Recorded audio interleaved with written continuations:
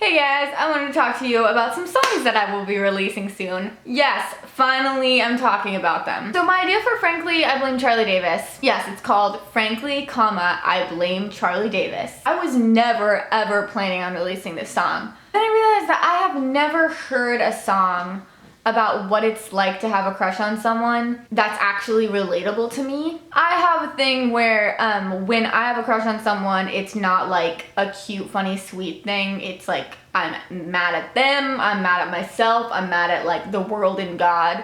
And I figured that some other people must share that sentiment. So I wrote a song about it, and it came out of a place of real like anger and spite. But it made me laugh so hard just because of how accurate of an expression it was, that I just played it for a bunch of different people and just like belly laughed every time I played it. I originally wrote a second verse and it was more of a full song, but something about keeping it as just a first verse and a chorus made it seem kind of more like a musical interlude, like a little moment, a little thought that made it just fit more with the sentiment. I also just think it's really freaking funny that the title of the song has the person's full name in it. Of course, it's not like a real name, but you know. So with the production, I kind of wanted it to sound like Wish You Were Gay by Billie Eilish, but also have several different elements in it that are kind of AJR-esque. I like all the interesting little sound effects. Only God was laughing 'cause I sure as hell was not, and he knows. I told my friends you're too old, and that's what makes this all so much worse. There's only so. This sound, I was at one of my professor's house and he has a baby. And the baby has this toy where it's basically a xylophone that's like a sphere and it has a ball inside, so whenever you roll it on the floor it hits the xylophone keys. So it makes kind of like a jumbled xylophone sound, but it sounds like a xylophone falling down the stairs, which if anything is an accurate depiction of like my insides most of the time. That's it. 'Cause this game is really lose. An arcade game, you lose sound effects. Thinking about you. Yeah, that's actually just like a party blower. One of my favorite things is this ragtime piano part.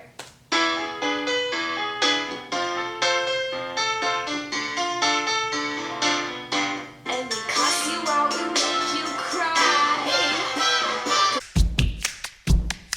Okay, so Twice is actually like my favorite thing that I've ever made, maybe. It's probably like the sauciest song I've ever written, but I wanted to have like a real like Spencer Sutherland vibe, kind of like a little bit of like a R&B spice to it, but still also be a little bit like Kiss by Prince or like Bad Liar by Selena Gomez. A lot of the percussion in this is just made by me going. We're starting to wonder what's under that t-shirt that fits just right. I've been started too many times. What you might not hear is in the background, when I was producing this early on, sometimes I'll just hear sounds, really random sounds that I don't even know if I've heard before.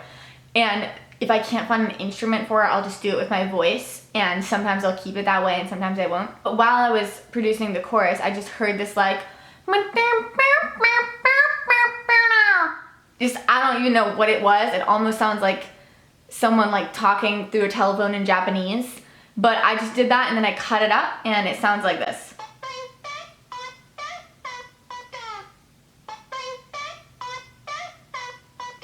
It just runs under like 70% of the song. I just think it's a kind of interesting detail. I wanted to vocode the Twice because I wanted it to sound like that part in Fine by Spencer Sutherland. You want to look twice. Now when she's looking at you, I need to look away. Don't know how to feel anymore. Underneath part of the bridge is a spinning coin. Thinking about it lately, but I know that baby. But I know, baby. I'm so excited for Twice. Dude.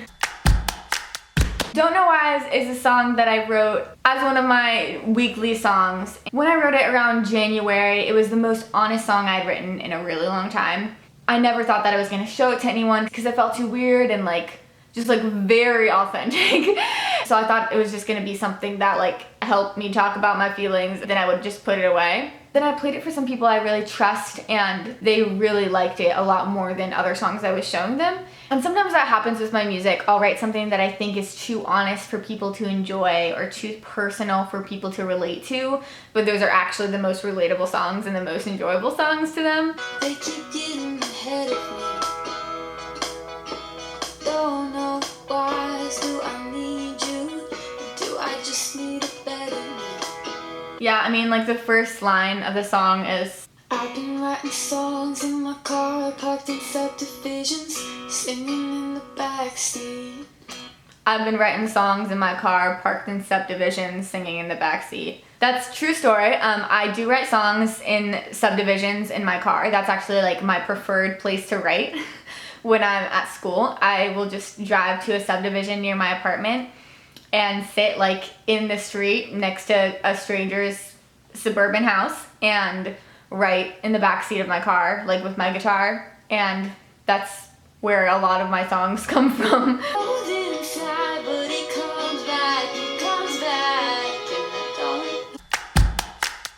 don't. Too Good at Lying is a song that started off as like a weird acoustic, like trying to be Harry Styles but failing a lot song. You made me get just a little bit too good at lying.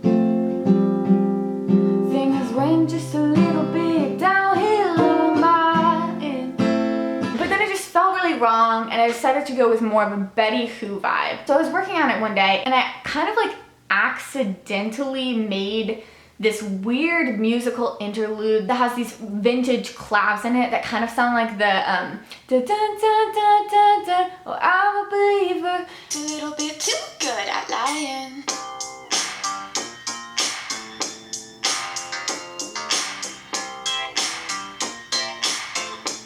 I have not heard something that weird in a long time, but I also have not heard something that me in a long time. I didn't even have a vision for that. I just kind of ended up making that, and then that just ended up being what the song was unmistakably gonna be. Funny thing is that I actually tried to write this song like 4 or 5 times. I have several songs in my voice memos from months back all about the concept of another person making you really good at lying because you're constantly lying about how you feel about them. But this is the one that finally stuck for me, which is such a good feeling. You've been trying to work at a concept for so long and then you finally get it. This song is very weird, and I think that's why it's so me. 'Cause I was bad at keeping secrets till you hit me with these feelings. Now I don't believe myself sometimes. You made me get just a little bit too good at lying.